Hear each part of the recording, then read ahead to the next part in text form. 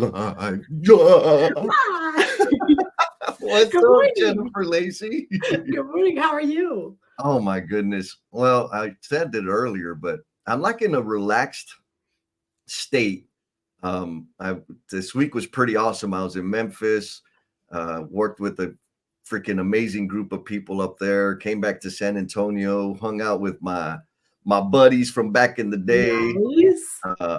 And I got home yesterday. I'm like, man, I'm tired. I'm just gonna veg out and do nothing. And then I slept. I went ahead and slept an extra hour in the day. Okay, So okay.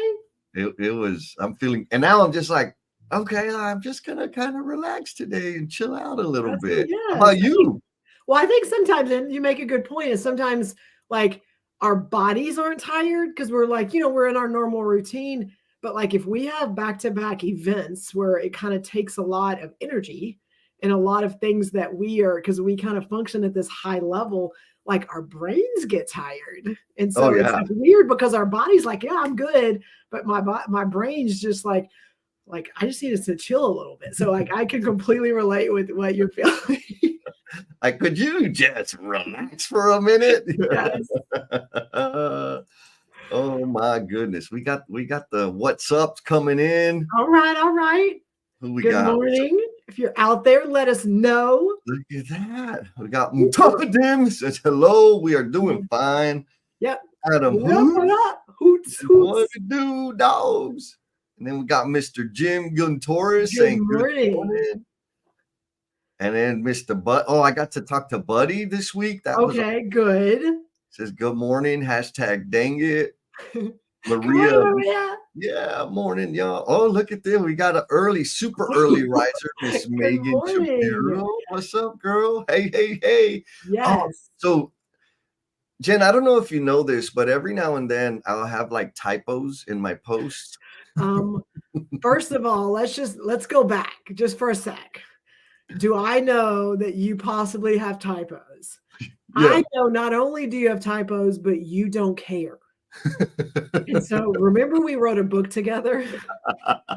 And remember that you, because I bring a lot of knowledge and experience, and me as an English teacher background, Yeah. it was a wonderful editing process on someone who's ready to just push the button. We're good. The content's there. And me going, I'm not putting my name on this if I cannot at least go through and scrub some of this. And so we had to ebb and flow a little bit through that process. So that's the background. Go ahead, Jesse. What are you talking about? Yeah. Okay. So obviously, right. Well, I made a post about the planning toolbox, the field leaders planning toolbox. Yes. And I didn't I wrote field leaders planning talks, TOX. Okay. I didn't, and I, whatever. Right. And then Megan was like, man, it was a fancy word when you like word mash. I can't remember it, but there's like an official word for it. And so she made a comment like, da, da, da, da. And I'm like, what is like, that sounds cool. Like, what is that? So she explained what the fancy word meant. I was like, okay, word mash. Got it. And I'm like, and then my brother Ernest texted me. He's like, hey man, you wrote talks. I'm like, no. He's like, why did you say talks? So I went back and watched the video. I'm like, I never said talks. What's this talks thing? And he's like, it's in the text. Look, so here's the fancy word. A portmanteau. Portmanteau. And he's like, it's in the text, dummy. I'm like, I had to read it 4 times to see it because I'm blind. Like, I don't see Yeah, this. you're like, again, when we write our own stuff, sometimes we just assume our brain's making assumptions. So yes. Yeah. And so then it was like, oh, and then I'm like, well, that sounds cool. So anyways, all that to say, Megan, thank you for pointing it out. I'm still kind of like, I'm wondering, because it got attention, should I keep doing it? Right? Because I kind of do that sort of thing. When I figure out something gets attention, I do more of it. I don't know. We'll see. I mean, I like the idea that the word talks could just go in so many different ways. So maybe just do some reflection on it. See what that looks like. Yeah, we will do that. Oh man, look, we got you're gonna create a new word, like we got a new word, and what is talks? Hashtag talks. I'm like, oh gosh, I could go. Here we go. I love it. So we got Miss Sarah Ganella. All right, she's feeling better. She's here with us. She's doing good. It was awesome. We had some beautiful community support. Right before the last call, Sarah was vulnerable. I'm not going to spill all the details except to say, Sarah, thank you for being vulnerable and inviting people in to speak into your life. And shout out to the No BS tribe for coming to support and offer a hand. It was amazing. That's what's special about it. Yes. And then Jared Wilson. What's up, Jared? Who else we got? Man, we got Solomon. Can I go back to Jared super fast? Yeah. So he is speaking at I think the Lean Construction Blog's last planner conference coming up. So he got to present at that conference. All right. Well, congratulations. Yeah. We'll be keeping an eye out. Remember, no typos.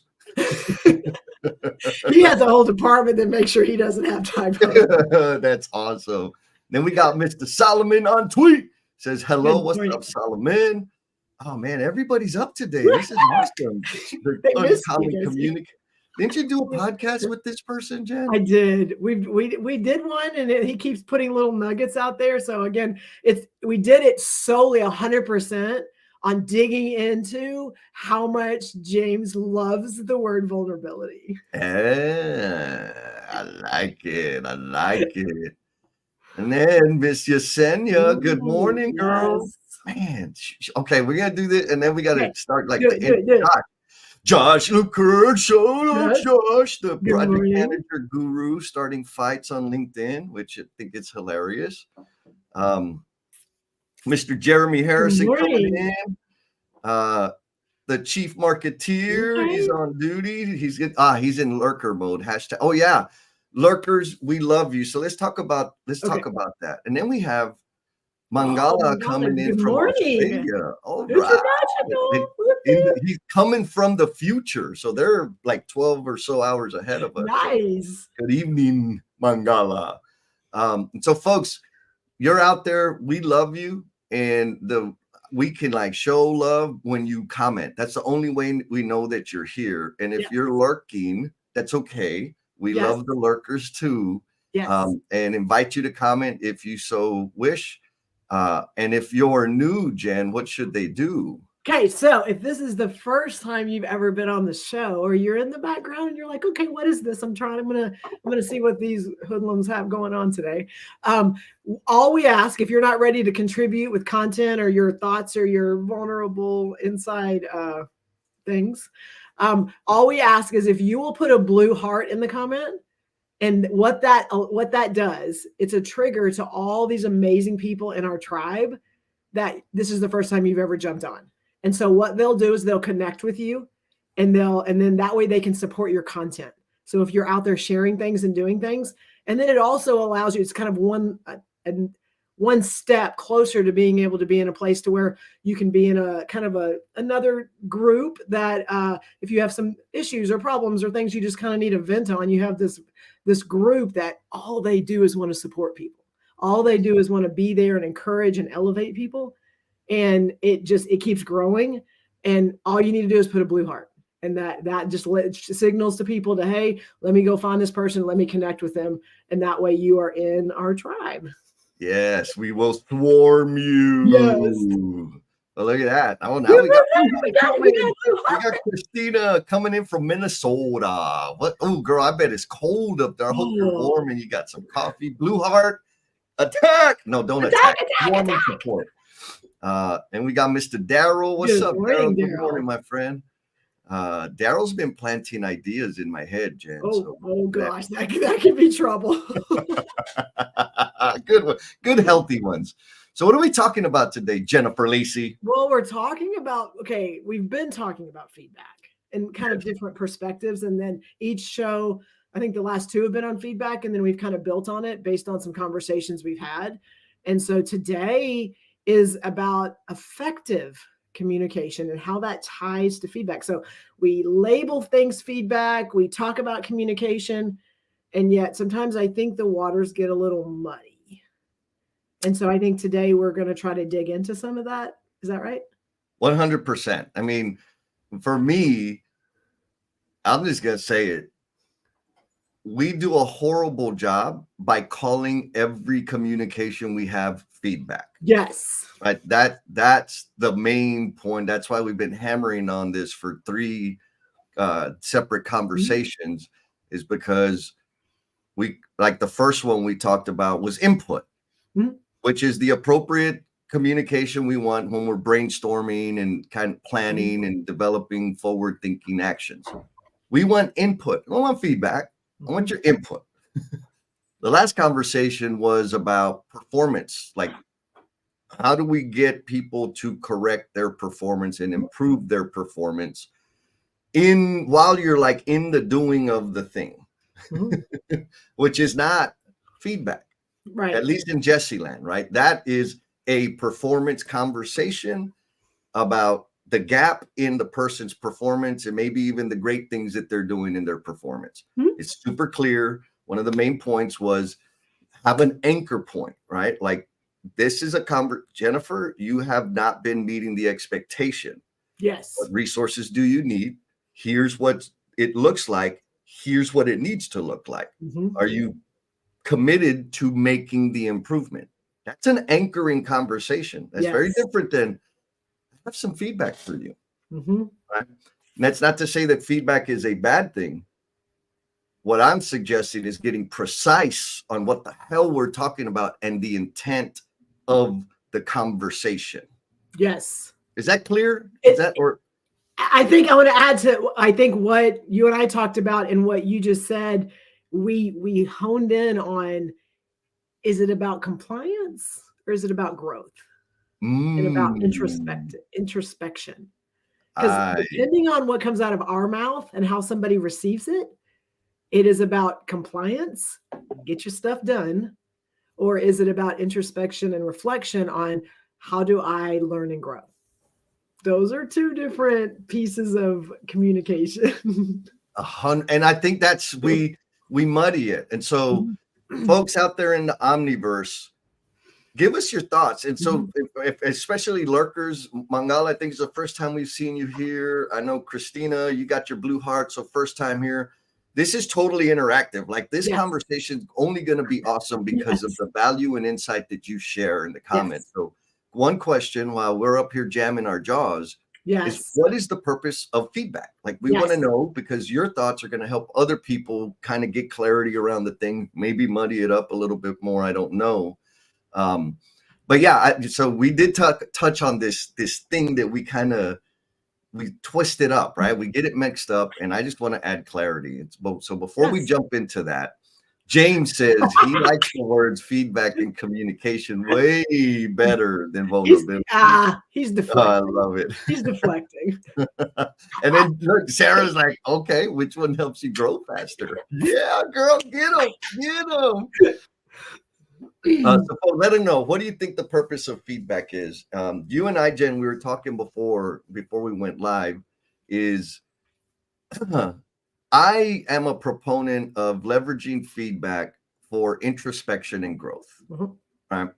And now what comes with that is, when I give you feedback, you have the option to apply it or not. I don't get to be pissy if you don't take my feedback. Truth. Is that fair? No, it is. Yes. Right. And so now, if I need you to change your behavior and I call it feedback and you don't change your behavior, is that a problem? It's a problem if the expectation is, I told you to do something and you didn't do it, and now I get to discipline you for it. Have you ever experienced that? Yes, because I think it's in the delivery, and for those of us, there's everyone here has either obviously been in the receiving end of that, and we have a lot of high performing people that are out there killing it and are probably in a position of delivering that. And so, digging into kind of what we honed in on is, when you are delivering feedback, is it specific to, they can now take that and they can now go and reflect on some things, really kind of process some things, and then maybe make a different choice? Or do something different that's going to help them continue to evolve. That next step is not, Jesse, this is the policy and you didn't follow it. And because of that, we have water leaks. So now I need you to make sure that you go do this next time, because if not, it's going to cost us money. That's not feedback. Right. That's a corrective conversation. This must change. The consequences of not adjusting the behavior are job security, promotion, like all of these things. It's not feedback, man. And I think my assumption is that people call it feedback to soften the conversation, and we tell ourselves that we're softening it for the person. No, we don't like having uncomfortable conversations. So we're a little bit of passive aggressive. We're a little bit of, if we say it, then we can document it. Then when it doesn't happen, we can go, oh, but we had that conversation. And remember when I talked about this? Come on now. Jared said no. No sandwiches. No, remember you talk about the sandwiches. Let's be super nice and tell them how awesome they are. And then let's come in and go, but this sucks. But we know that you're making a lot of effort and we appreciate it. That sandwich. Oh, yeah. That sandwich. Yes, Jared. The poo-poo sandwich. Right now, I don't want to, I want to give that technique some credit. Okay, go ahead. Because it's taught widely. They don't call it I think they call it the feedback sandwich. I call it the poo-poo sandwich. And Jared, that's what Jared's talking about, because it's nice bread, right? Oh, Jen, you have great personality. Thanks. You suck at this. And that's a beautiful blouse. Oh, that's bullshit. I mean, like, oops. Like, all I'm gonna hear is, okay, I'm doing okay, and I'm gonna be good. It muddies it 2 up. 2 out of 3. Come on now, that's like a good percentage, right? Shoot, that's Hall of Fame stats right there, girl. You're batting 600. And so that's the problem. Like, I think maybe if you're super uncomfortable and have never done it before, like especially like if you're a new manager and all of a sudden you're leading people, holy hell. Performance conversations are the hardest freaking thing in the world. And so maybe if you're using it as a first step to build the courage and the practice of delivering performance observations, okay. But if you're in year 2 and you're still doing it, like, bro, take the freaking training wheels off and be clear about what the hell the conversation is. Because I'm like you, Jen. I hear all like you. Yeah, you're right. I agree. I'm amazing. And that other thing's not that big a deal because there were 2 more positives. Right. Like, duh, instead of just having the straight up conversation. Thank you for adding that, Jared. Look, we got LinkedIn user coming in from Illinois. Welcome. Oh man, and we got Christina. Shoot, blue heart. Already jumping in. She says, in her opinion, feedback should be yes. Feedback should be requested or at least presented from a place of support, not criticism. And if it's negative, balance it with positive. We are all human, and hurt feelings slow progress. Girl, we're going to dive into that one. Yes. So, Jen, I want to ask you, right out of the gate, she says feedback should be requested. What are your thoughts on that? Well, we talk a lot. So it is, I think, human nature. We're going to start with that. Human nature is that when we, in a certain group of people that like perform and look for things to get better and continuous improvement in a world, I think that human nature is we see something wrong or we see something that could be better. And in our minds, it's like if we tell somebody, hey, try this or do this, we're helping them. That's just like we feel like that we're making them better. And so sometimes I don't think it comes from a bad place. I just think we see something and we're like, oh, well, we have experience with that, or we know that's not going to work, or we think that maybe they could be better if they did this. And I don't think we stop before words come out of our mouth and go, did they ask? Christina, great point. Did they ask? And are they in a position to receive it? And again, all of my examples come from mostly my kids, in that I am always in a place of, I screwed that up. I don't want them to screw it up. I had experience with that, and I know that's not going to work. I know there's a better way. Like that's things that we all do that as parents. But is that the best way to approach something when our kids are doing, trying something or experimenting with something, or, struggling with something? Yep. And going, here's the fix. Here's the better way. Here, you should do this. Because we do it. We all do it. We do it at work and we do it at home. But what did they ask? What did they learn? How are they growing? And I think she hit all of those things. And her point of, is it coming from a place of criticism? Like you're doing it wrong. That is not, that's not feedback when it's, you're doing it wrong. That is an opinion. That is not providing feedback for growth and opportunity. Yes. And when they didn't even ask, you have an example. Examples we always do if we're in the middle of something with people. Well, have you tried this? Did you do this? What about this? And that's not the point of the conversation. And two, we didn't ask. Yes. But we feel like if we don't give that, then like we're not contributing, or we're not helping that person. And so like we just opened up like Pandora's box, I feel, because there's so many places that, yes, you can provide feedback that will help and aid and allow for introspection.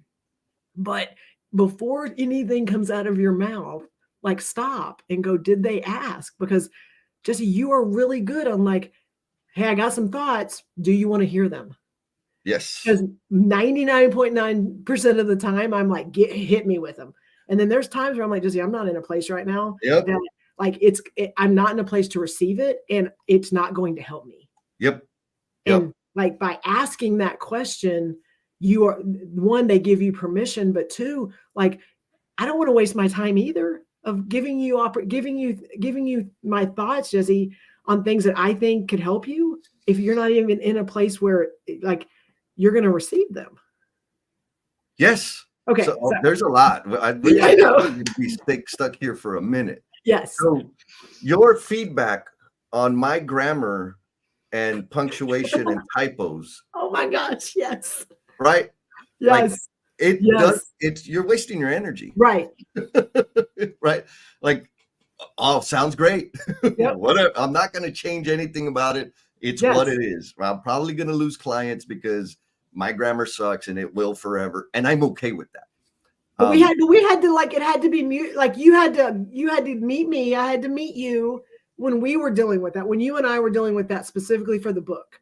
Yep. We were doing, like, I could be like, Jesse, here's a list of all the things. And I could have listed, I could have done it all. And then you would have been like, okay, great. And like, you wouldn't have looked at one of them. And I could have been like, I don't care. I'm just going to let Jesse push the button. I would not have been okay with that. Right. And so it's like, we had to like figure out how can we meet together and it not be either of us stressed so much that we're just like, screw it, let's just not do it. Yes, 100%. So the thing that Christina, that really has my attention is the requesting part, the action, the invitation for feedback. Yes. And what you kind of described, and you've shared this story before on the show, where one of the girls brings you their artwork, their thing that they drew, right? And they're showing off, like, look what I did. And your first response was, well, what if you did this? Oh, you remember that one, Jen? I still like, there's still moments where it's like, it's in the art in itself. Like when you start with the word art, like, oh God, yep. At that point, your opinion doesn't matter. Like, I'm an artist. I draw, I write, I do things. So like my brain is already in that space. And like, I can see, oh, this could be this could be, who cares? Like, yes, 100%. It's like that part of it. Yes. It's hard to shut down, and you've just got to find a way to just not speak. or say awesome, right? Like just shut your Yes, mouth and let the thing, because it's not about yes, that part. right? Request She for didn't. feedback. They didn't ask for request for feedback. They did not request the feedback. No, You were not invited in. no, Uh, no. so I'm gonna give a shout out. We got some folks coming in. Mr. Byron Smith Good coming in from morning. the DF Dub. Mr. Edward Gay. We got the brothers on today coming in from North I think California. we have What's some up, blue hearts Edward? too, so we may want to jump on those as well. Oh, Yes. we got a party. We got tons of comments in. Keep them coming, y'all. And Yes. actually, I forgot to say this at the top. There's some funkiness on LinkedIn where if you're now we're getting closer to identifying the problem. If you're on your iPhone or your laptop, or if you have what's the other phone? What kind of phone you got, Jen? Android. Sorry, Android. For some reason, we're not sure exactly which ones, but depending on where you're coming in from and sharing your comments, they won't make it through the StreamYard feed. And there's nothing I can do about it, except for once the live closes and after the after party, I'm going to go back and show you some love and demonstrate appreciation for you sharing your comments. I just want to be clear. We're not ignoring you. It's a systems thing that is just not feeding all the way through. We don't know exactly which one it is. Otherwise, we would say, hey, everybody log in from your iPhone or your Android phone or whatever, but we don't know. So thank you for being here. We appreciate you. Or even like LinkedIn and YouTube. Like there's something weird that. So that's the other thing. YouTube, yeah. If you're watching through YouTube and you comment, it comes through all the time. Mm-hmm. So, not saying go to YouTube, but if you're really passionate about getting your stuff up on the screen, that may be a good option. Yes. So back to this idea about requesting, right? Like the venue, I'm going to frame it as the venue for feedback. Yes. What are the conditions that are ideal for feedback? And Jared says, no constructive criticism, pointed and specific with direction and advice for improvement. Here's the important part. Delivering feedback is often harder for the deliverer than the receiver. Most people want feedback, but it has to come with advice and direction. So I'm going to anchor on the deliverer, like why is it difficult? And I'm going to keep picking on you about your art, your critique, your professional art critic career. When they bring the thing and say, look what I did. And you say, well, what if, and you could have, and that feedback, we're going to be loose and call it feedback. But those words that come out of your mouth are not about the creator. Well, they're about you. 100%. Right? Yeah. Is that like, why do we do that? But and again, like it's their art. At no point am I going to take ownership of it. And at no point am I going to go and submit it to be in a gallery. Like it's not even my art. Yet they're coming to show. They're coming to be proud of something. They're coming to be able to, body of work. And there I am going, what about? Like that is 100% about me and what I see and what I think and what it could be. Yeah. Yes. And so I want to slap people in the face. If your natural instinct is to like give your opinion, or I like to use the word complaint, because all it is a complaint, right? I'm complaining about what you brought to me. If you think of it that way, it stings a little more. It does. It lands a little clearer. I didn't ask for your complaint. And more importantly, am I going to was that the point? So in the mother-daughter situation, that's probably not the best outcome, right? To sever the connection and squash creativity and all those other things. But even out here in the wild with adults, like often I'll get a text or an email or something about one of the episodes or something I posted about something that they didn't like. I'm like, okay, like, I hope you feel better because I'm not changing it. And so I didn't ask for the feedback, right? And more importantly, I think here's another level that we need to consider is your feedback in the direction that I want to grow to? Or is it in the direction that would make you happier? because that may not be the same thing. Back to what Jared said, right? The feedback is hard for the deliverer because how often is it about us and not the person we're attempting to serve? 100%, to the point of we see where they could be, where they want, and you have a great example of this, of someone that you saw potentially as could be in a leadership position, and you were like you were directing them, and they were finally a kind of a hard conversation on, Jesse, it's not what I want. Yes. Like, yeah, yes. And it was because it was about you. Yep. Oh, we got some good. Yeah, absolutely. So that was Fernando, right? Yes. Like the guy had charisma, he had influence, he had experience, like he had the stuff that I wanted in foreman. Mm-hmm. And so I was like coaching him to be a foreman. I never asked him if he wanted to be a foreman. And then finally one day he's like, bro, like, I don't want to do that shit. Like, I'm not going to do it. Which was profound. And then his reason why was the most important thing, which takes us back to asking. If I would have asked, mm-hmm. Are you interested in being a foreman? Are you interested in growing your career, taking the next step? That asking is the core thing here, being clear. And so, Jen, you and I have had these conversations, and it's something that when I'm on my A game, when somebody asks me for feedback and I got my stuff in a pile, my head's clear, I won't just give them my opinion. I will ask, what were you trying to achieve? What was the targeted outcome? What were you working towards? Because then I can frame my feedback in that will help them on their mission. What do you think about that, Jen? Yes, because even when someone says they want feedback, and this goes into a little bit of our emotional bungee jumper stuff, when people are struggling with something, just say, I need your help. Mm-hmm. I think sometimes they're not even sure if they need your help or they need to get clear. Mm-hmm. And sometimes, like you said, if we start with questions, it may only stay with questions. There may not be anything we can contribute other than helping them get clarity. Yes.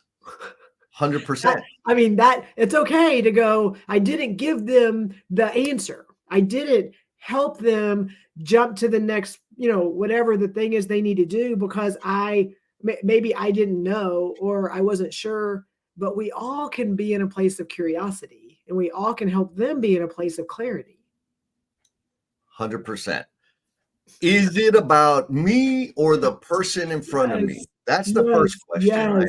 So Yesenia shares some gangster observations. Okay. She's been practicing and giving feedback when it's asked and not just to give it, or I ask if they want it, which again, may I offer an observation? I do that all the time, like, because I'm not going to waste my time. With her daughter, first year of college, sends her work and asks if she would like to critique. Her daughter says, like, thanks, Mom, instead of just saying what you think and make it better, because she doesn't always want to hear the criticism. So sometimes it's just an engagement, right? It's just a conversation, keeping you engaged with what the person's doing in their life. Daryl says, yes, pause and ask, is this about me or them? Super valuable reflection. And that in itself sometimes is hard if you're early in this journey. Like in your mind, you're like, no, but I'm helping them. No, but I'm like it, to be able to stop and go, okay, what I'm saying, is it about them? Is it about helping them? Is it about their journey? Or is it about me being on this journey with them, me getting them where I think they need to be? Like those are very introspective reflection moments that helps us know that we've got some growth to do too. Absolutely. So for me, the core question is, how can I better serve the person in front of me? Not how can I flex my skills and my knowledge? How can I better serve the person in front of me? And so I need to understand, what are they working towards? What are they trying to achieve so that I can serve them in that path? Mr. Robert White brings a good point. He says, I think in all relationships, you have to earn the right to be heard if you want someone to value what you say. What do you think about that?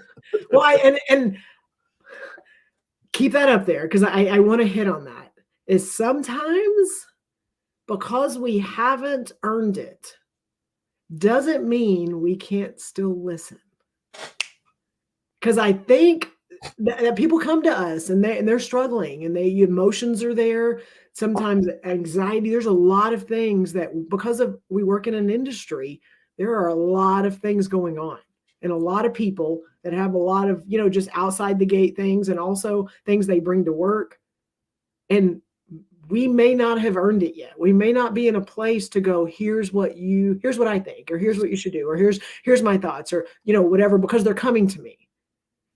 And so having to think about, have I earned a place in their world to where I can give them something very vulnerable, very real, and are they gonna receive it? Like, to be able to know you're in that place or not, or I haven't built that yet, doesn't mean you can't hear and listen and ask questions and some resource, whatever that is. Like, I think that's so important, because we feel maybe because of our credentials or our experience or even our body of work, that I have the skills, I have the knowledge, I have the intelligence, I have the competence to be able to guide them and to be able to help them. Like, we could have that inside of us, but if we haven't earned it from that specific person, we're not in a place to give them direction sometimes. Yes. I'm gonna double down on that. Do it. In that, listening to the person, asking interested questions of the person, and receiving them fully is the way you earn the spot. Yes. 100%. Right? Like, yes. If you just do that. I mean, let's think back to the first phone call you and I had, Jen. Was I giving you a lot of advice and feedback? No, you were asking a lot of questions. Let's give a little context. Jesse and I had crossed paths on LinkedIn, some other events and some organizations, but not really had one-on-one conversations. And the first phone call where it was he and I having a one-on-one conversation, it went almost 3 hours, which is a little bit crazy. But it was, again, how did it go that long? It was one, like, you did not go, here's what I've seen, here's what you should do, here's my thoughts. It was a lot of questions. And then the questions opened up more conversations. And then those conversations spurred other topics and other things. And what about this? And what about this? But it was absolutely you listening a lot more than talking. And did I earn some of your trust? I think based on the vulnerability of the conversation, yes. 100%. And so, Miss Yesenia, and this is an important point, back to the asking, right? But sometimes even if they don't ask for the feedback, they actually need it. Oh, okay. So then how do you navigate that, Jesse? Ask them. Ask for permission. May I offer an observation? Yes. Can I share what I see? May I get clear on what I'm thinking you're communicating? Jesse, you know why that's so hard for people to not ask before they give it? Because most people, when we're in a conversation, if we are not completely connected to the person in front of us, we already have the next 3 questions ready. We already have the advice ready. We already know what they should do, probably what the results of that, and then what they need to do next. That's how our brains work. And because that is where we're functioning, and that's where we come from when we have that face-to-face with somebody, we cannot just dismiss that and ignore it and let it just be there and actually hear the person in front of us and see the person in front of us. We struggle with that because in our minds, we are solution focused. We are solution oriented. We want to solve problems. And because of that, we cannot let go of some of that and be able to just be in the place with that person. Yes. It's getting permission. And here's the thing is they get to say no. Yes. And you have to walk away with all that stuff in your head. Right? And I've done this with, you already know this, Jen, like people that I deeply care about. It's not going to be fluffy observations, right? Yes. It's going to be real. It's going to be hard. Yes. And so I've done, and I only do it when it's like, I got to let them know because nobody else is going to let them know. Mm-hmm. I'll call and say, hey, how you doing? Whatever. man, I got an observation to share. Can I share about XYZ? Am I okay to share that with you? Are you even interested? And most of the people that know me, they're like, oh, hold on, let me take a seat. Right. But they get to say no. And so I just want to like hammer that home for folks. Like, yes, some people need to know they have a booger on their face. They may not like it, but if you want to maintain the connection and a better chance that your observation is going to land, get permission. Yes. Get permission first, because then it's an honorable interaction, not a judgmental critiquing, I am greater than thou type interaction. I'm here to serve you interaction. That's the thing. And you're getting the earned trust and the respect, even if it's 4 times that they come to you and you go, can I share an observation? No. Okay. I'm not, that's fine. Every time. You're earning trust because you're not still going, well, let me tell you anyway. Well, okay. But like, if you just say, okay, you're earning trust. There's a respect that's being cultivated there. Yep. Now, Heather Ormondi asked, good morning, Heather. How you doing, sister? What about the spirit of continuous improvement? Okay, I'm gonna pose this to you, and then I'll add. So tell me the difference between continuous improvement and compliance. I like that. So when I think about this question and the spirit of continuous improvement as it relates to feedback, I think about the 8 wastes, right? One of the 8 wastes is overproduction. And so if I'm giving people feedback that they're not seeking, that they didn't request, and that is not in alignment with the direction that they're headed, I am practicing overproduction. Which means the energy and thought that I just expended into delivering my wisdom is a defect, right? Like, I am not practicing continuous improvement. I am practicing the 8 wastes. So we have to gain agreement on the problem. Like when I'm helping people, do my fancy stuff, like actually earning money besides my fans only page, we got to have agreement on the problem or the opportunity or the deviation, like whatever. We got to be aligned on what that is. And once we're all clear about what the target is, what are we working towards? What are we trying to solve?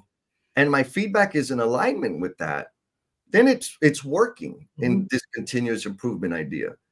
But if it's just, I see waste and inefficiency and flow problems and communication problems and culture problems, all the problems, and I'm giving feedback on all of them, it's overproduction. You're feeding the problem.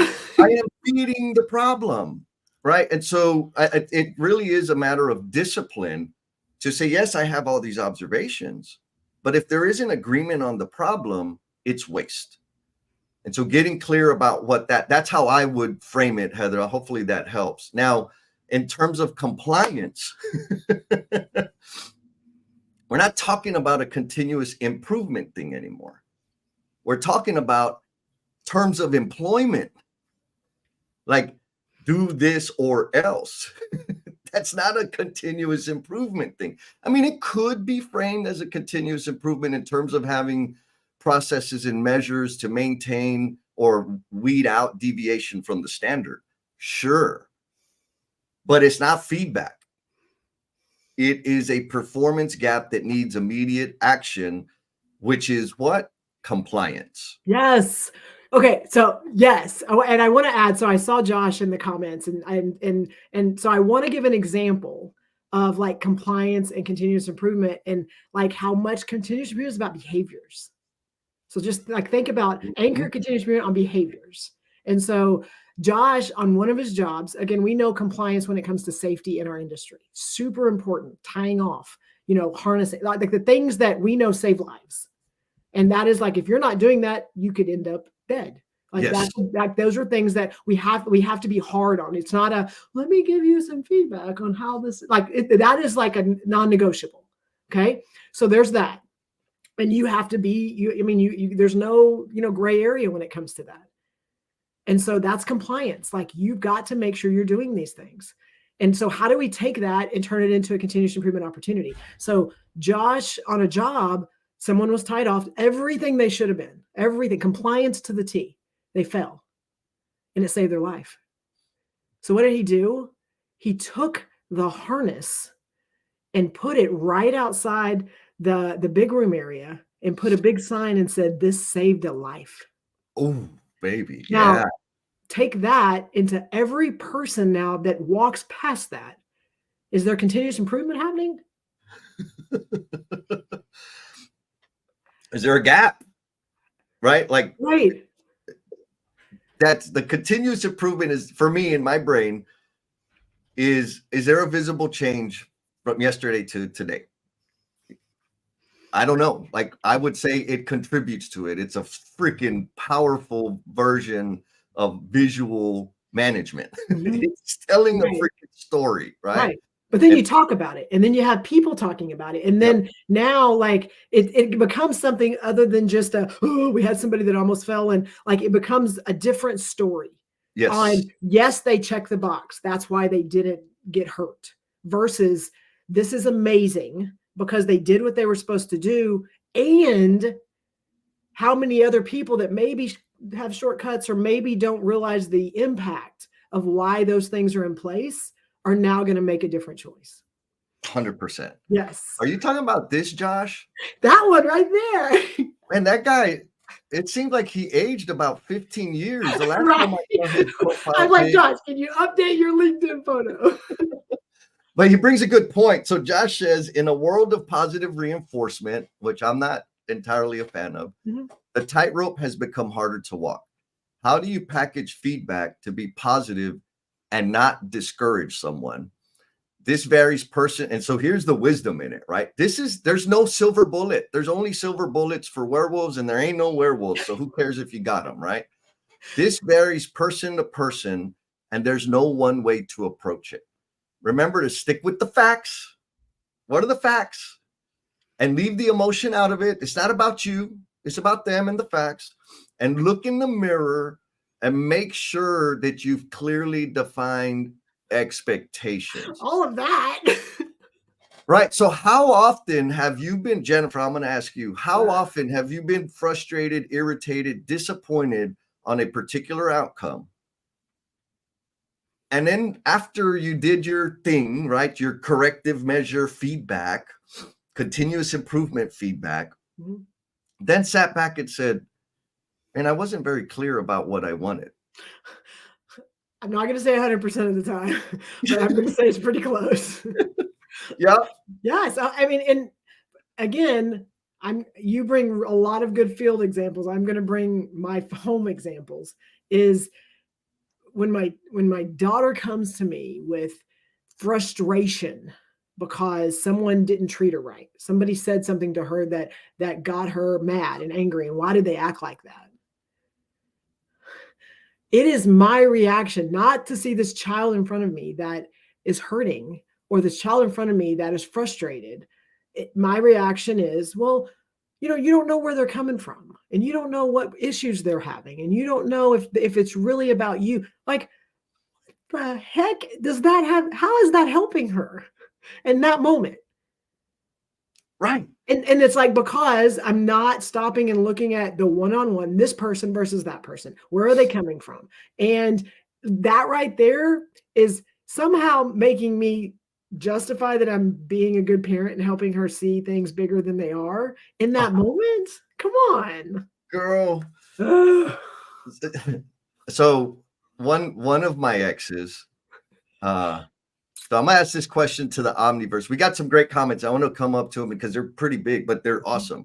But folks, like, share a feedback flow, because we've all jacked it up in some form or fashion, right? Yes. We totally have. So please spill the tea, because we don't want to feel like we're alone up here. Anyhow, there was my ex had a significant situation with her son. She made a commitment to him to do like a super awesome thing. Then he fulfilled the expectation to earn the awesome thing. Then he went and did something silly and got in trouble. Oh, and then we start mixing things. And then we start mixing. Oh, right. yes. And so she was like conflicted, like, I should take the thing away. But he earned it already. Like, yes. and because I'm not a parent, it was easy. I'm like, what decision would you make if you weren't worried about what other people would say? And she said, well, that's easy. We're going to the thing. I'm like, okay, that's probably what you should do. Yet people are going to complain and poke holes in the action and your failure to discipline. But the point, what's most important, to discipline? I don't know. Like, I know for me, if I earn the freaking thing, you better give me the damn thing. You don't get to take it away because of something I did later. Mm-hmm. That's a different consequence for a different situation. Now, the reason I bring that up is because, I get to observe parents in their parenting at Walmart and everywhere I go. At my house. At your house. And here's an interesting observation. I think we're all guilty of it. You don't have to be a parent to do it wrong, right? Is our expectations are very different depending on how many eyes are going to be seeing the behavior. What do you think, Jen? No, I mean, yes. And from my perspective, and again, me, like perception is not a big deal, and I don't worry so much about that. Yet I still think there's this social norm conformity type thing and social media has only exacerbated it. Yep. And I've seen it more and more. And I'm going to bring it back to we're trained this way as children, and we continue the cycle as adults and as parents. Well, if you don't do right and you don't act right, Santa Claus isn't going to come. Mm-hmm. If you don't do this, then this is not, then you're on the bad list. Yep. Like that's very exaggerated, but that is how we grew up. We're going to take something away if you don't do something right. And I think we have carried that into conversations, whether it's a parental conversation or not, on I can take things away from you. I have the ability to take things away from you. And we call it discipline, or we call it parenting, whatever we call it. And we are teaching our kids the same thing. Yeah. And I've seen it. I've watched it to the point to where, one, if you threaten it and don't do it, you lose all cred, all of it. And then next time the threat is a little bit less scary. Yep. And then on the other side too, they realize like, okay, so I can now manipulate this. Yes. And then we learn to manipulate that as adults. Yes. So that is like, I see it and I have to like stop myself and go, why am I mixing these things together and going, we promise this, but if you don't do this, I catch myself and my children, or even their faces. Sometimes I'm just like, they're like, what? I mean, they'll call me, Mom, what does that have to do with it? What does that have to do with this?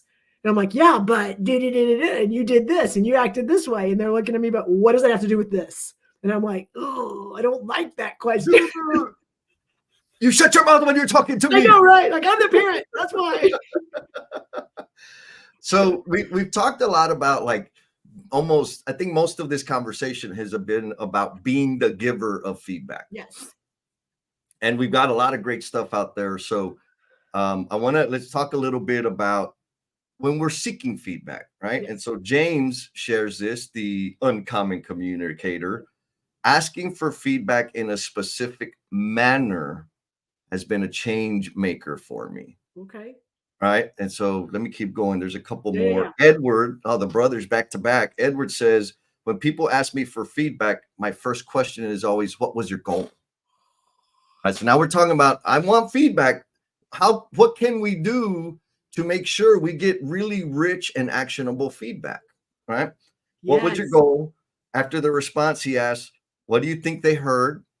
After that response, I move towards helping them understand that the manner in which you frame your thoughts have a direct impact on the way they receive the information. So super, right? He's got a process. He's got a method.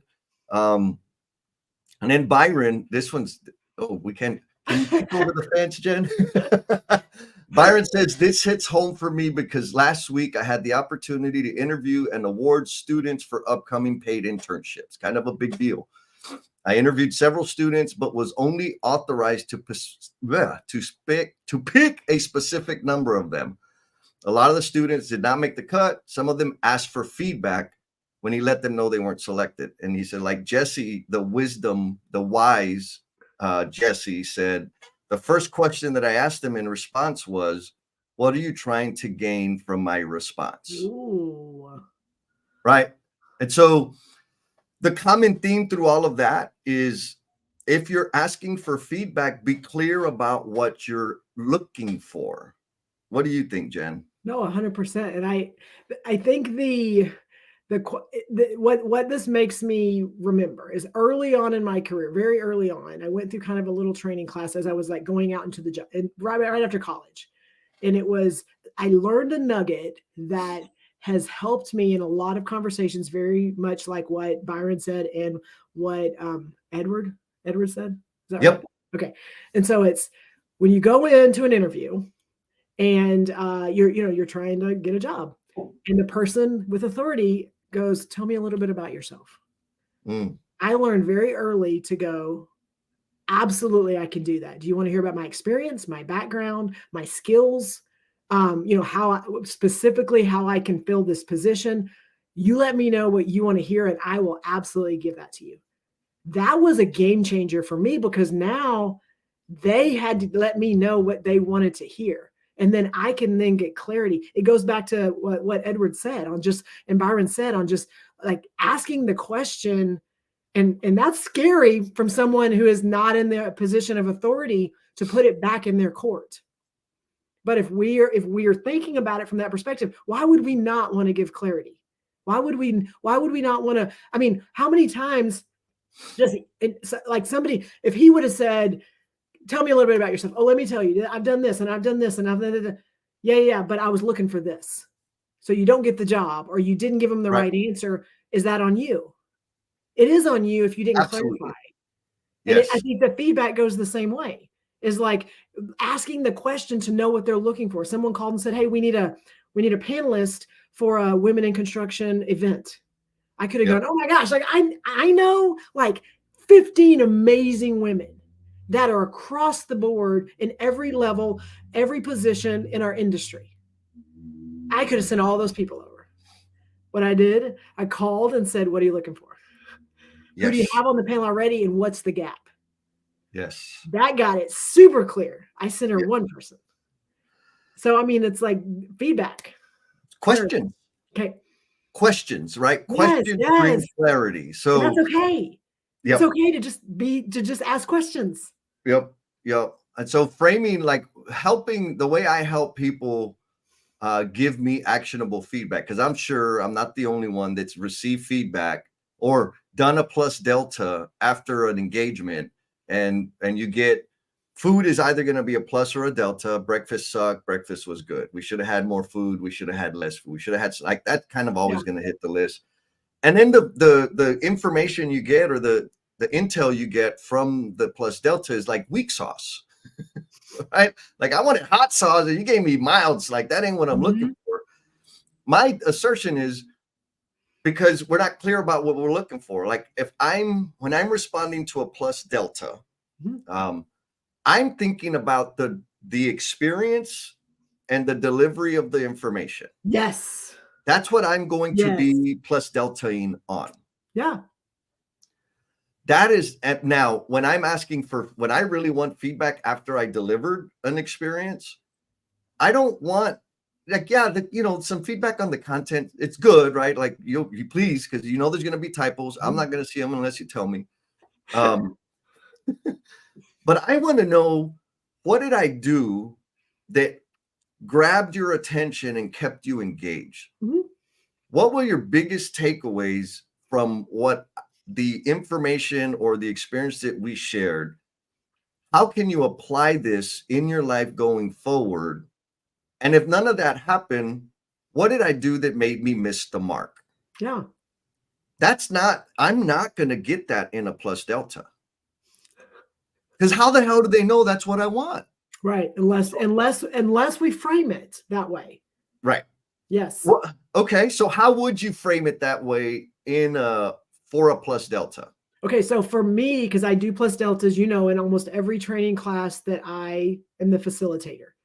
And a lot of people come into that class and have never done a plus delta. If they've not been in my class before, they don't know this new tool. So instead of me going, this is the pluses, this is the deltas, this is the pros, this is the cons, the way that I present the plus delta is that it is an opportunity for feedback. And then I explain what a plus would be and what a delta would be. And I give examples. And for me, that has helped people, one, to realize like, oh, she really wants some real stuff and not the weak sauce. And two, like I give them an example to go, this is examples of what I've gotten in the past and how we've made changes. This is how we have used that feedback to make this better. This is something that someone wrote that now we put that inside the training, like to let people know and see the historic, like we listened and then we use that to make something better or to identify a gap. And now we're doing this because of that gap. Like, so that has helped me get better feedback in that platform. Yeah. So the framing of it for the plus delta is super important.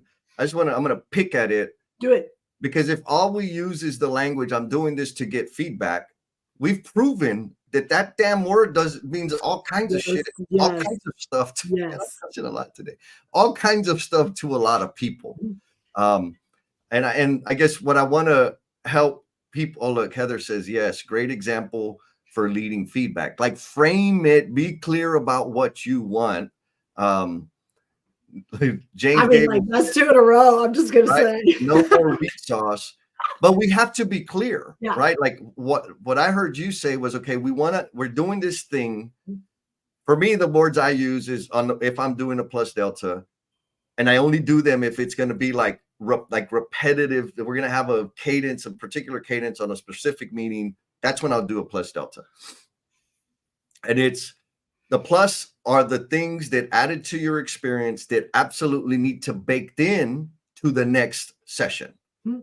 The delta is what was a gap what could be adjusted, added, removed to enhance your experience on the next session. Yes. And then look what Thomas wrote, because you need to add, because I think it goes right to what you're saying. The very last thing Thomas wrote. Oh, yes. So Thomas says, we give out weak sauce because of the last 5 sets of deltas never had action taken on them. Truth. And you said it too, right? Like and this is why I only use plus deltas on like consecutive sessions or there's a cadence of the meeting or whatever it is. Because at the next meeting, you open the freaking meeting reporting out on the action taken on the deltas, the action taken on the pluses. And if you didn't take action, thank you for the feedback. And we didn't do the thing because X, Y, and Z. Yes. That adds some spice to the next round of plus deltas. Yes. Why is that such a significant action, Jen? Well, it's one, because it shows you heard them.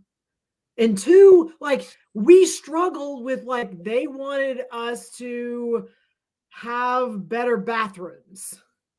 And since the last meeting, we haven't made any changes. So we just like don't want to talk about it, because then we have to like own that there's an issue, and 2, that we haven't made any progress. That doesn't mean that we didn't hear them. Doesn't mean that we're not thinking about it or looking at ways to make something better, but we don't communicate that. Right. And it's like, and it's crazy that another thing, and I'm poking at Josh just because I know some things that he does that are just really cool, is they ask for feedback and suggestions. They read every one of them out loud in front of the entire crew, and they go, here's what we're doing for this. We can't do anything about this yet, but thank you. And they read every suggestion in front of the entire team. Like that piece of it is, we heard you, we see you, and this is what we can do or can't do. It doesn't mean we have to take action on everything. Like, I think sometimes we feel like we got to take action on it as we're failing. Right. And like we have to own there's sometimes we can't really do much about right now. Yes. And that may not feel so good, but that's okay because we are at least acknowledging that we heard you. So maybe they'll give us another one. Yes. Yes. And so Heather says, my voice matters. And so taking action and reporting back to them demonstrates appreciation. Yes. Thank you. Whether you do it or not, like it may not be optimal to not do it, but some things just aren't practical. Yes. Or they're going to take more resources, more time, whatever. Yes. But what you signal back to people is their idea, their experience, their voice matters. Yep. And now we're starting to form that connection to where we earn a spot to also provide, to share feedback and contribute our observations into their world. 100%. Oh my God. So I'm pretty sure I went and posted the link to the after party on the socials. So folks, we're going to have the after party so that we can hear your takeaways, hear what bugged you, and just listen to what the experience was like and figure out what we're going to talk about next time. That's really what we're doing. We're just cheating and leaning on y'all. And I want to, oh, look, we got Vince Trevino coming in from the dude. Hey, you're late, right in the line. You caught right there. So I want to do a little bit of a recap because we got the people commented for Vince because Vince was late, right? Welcome, Vince. And so some of the things that stood out to folks. So Daryl shared let's get clear. Is this a compliance or a growth conversation? Love that. Love right? it. Yes. If it's a compliance thing, you need to get your butt in gear.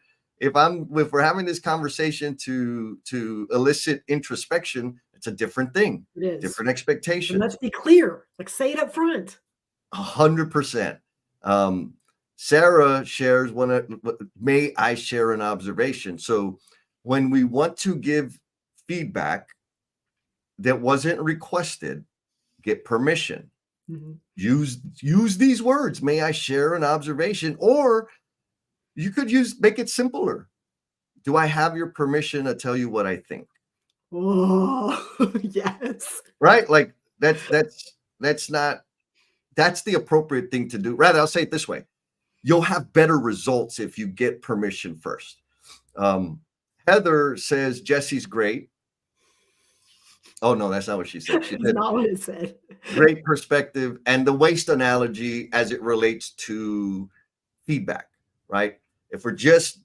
When I'm just barfing my feedback about all the inefficiencies, all the problems, all the that's overproduction. Nobody asked for it. There's no agreement on the problem. It's not contributing to any improvement except I feel good because I pointed out all their problems. Daryl also said, create the space for them to accept. Create the conditions so that people can receive the feedback. You touched on it earlier, Jen, where when people are like in a very agitated, highly emotional state, ain't nobody receiving nothing.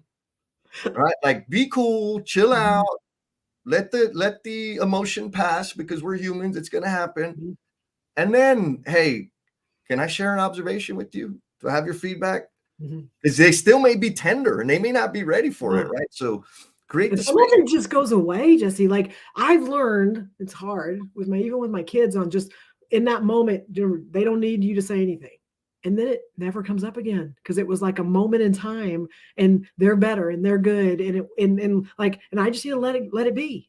I don't need to go, remember yesterday when this, whatever. I mean, then it's like sometimes things are just elevated and then they reset and then like life is good. And I may be aware of it and kind of watching, but I don't have to like bring it back up.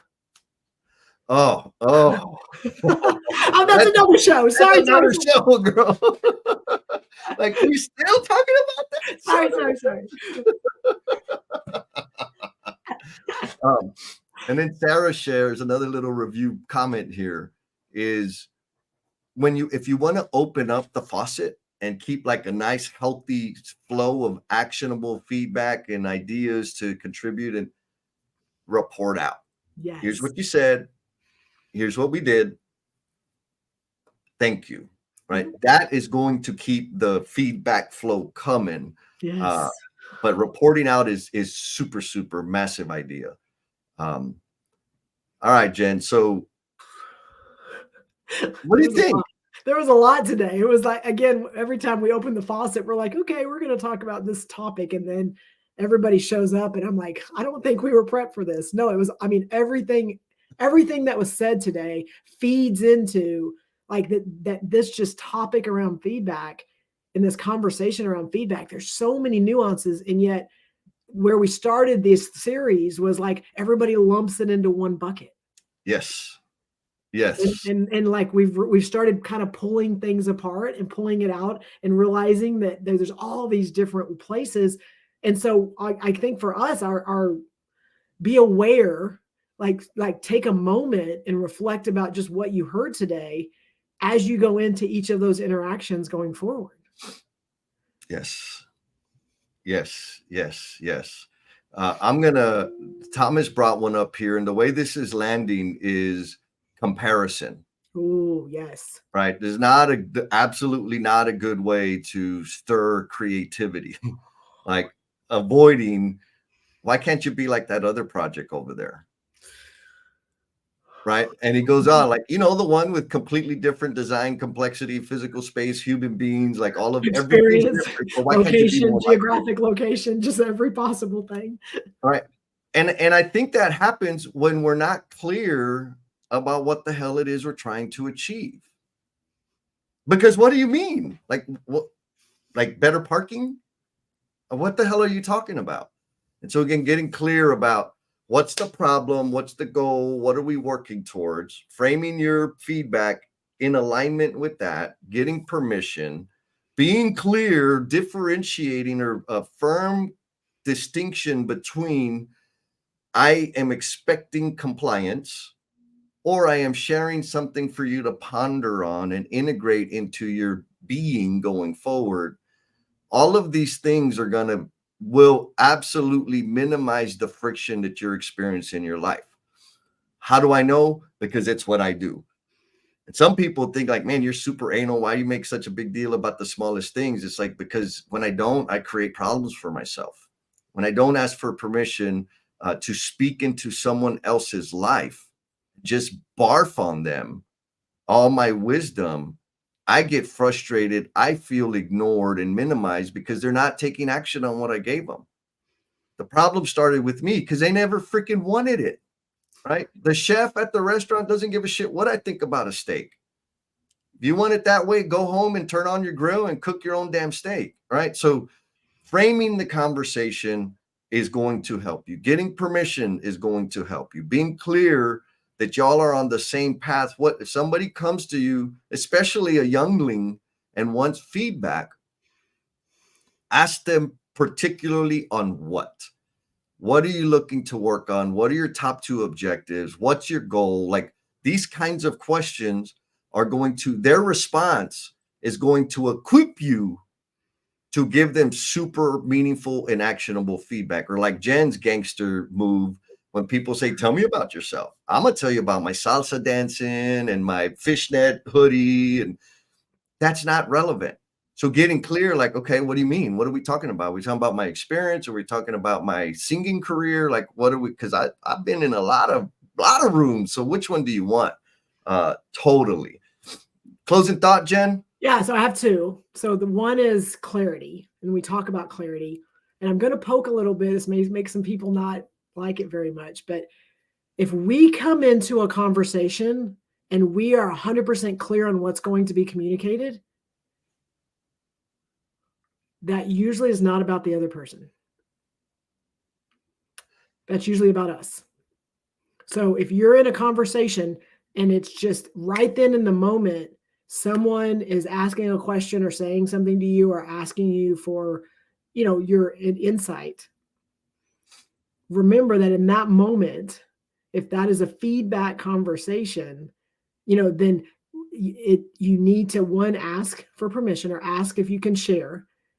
But if you are coming in and I'm about to unload on Jesse, do not call it a feedback conversation. And that's going another layer, because it could be feedback on in your mind, something that happened, or a previous like that. But like, if you're coming in loaded, it is not about them. Yes, coming in hot. Yes, yeah. And so one more is, and this will be another conversation somewhere, is we talk about, can I share an observation? Karen, can I share an observation? There's also a level of vulnerability and trust. And over time, I'm going to say Jesse doesn't ask me that now. He doesn't ask, can I share about? I mean, and so that to me is another, when you create that space, whether it's job or wherever, you can get in a place to the trust and the vulnerability and just the shared respect, is that he doesn't have to ask for permission, because it's the repetition and how much of it that's happened, that I know that he'll share it, and he knows that I will receive it, or I'll let him know I'm not ready. So just other thought. I'll add that there have been times when you're sharing a situation and you were very clear, like, and Jesse, I'm not ready to go any further with this. Yes. Because right? Like, oh, yes. Okay, well, I'll leave it alone, and we'll go from there. So yes, folks, love that y'all showed up. Mr. Graham came in and said, being conscious of avoiding blame language. Oh my God. Why? Like, damn it, that's another next one. Series. Avoid blame language.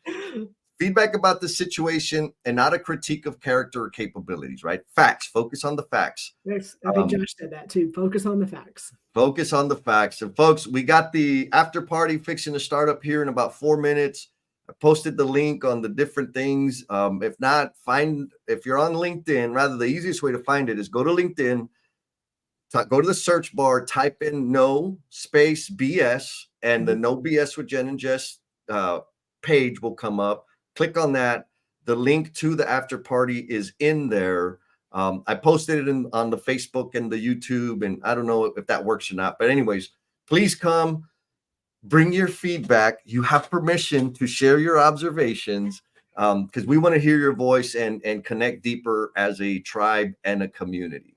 And if you haven't done LinkedIn, the after party before, it is only voice. So even if you're not dressed or have your hair done, it is only voice. You do not on video. Yes, and we may be sharing observations about the fish nets, because that's we've already shared those over and over and over again. No fish nets. Y'all be cool, people. This was awesome.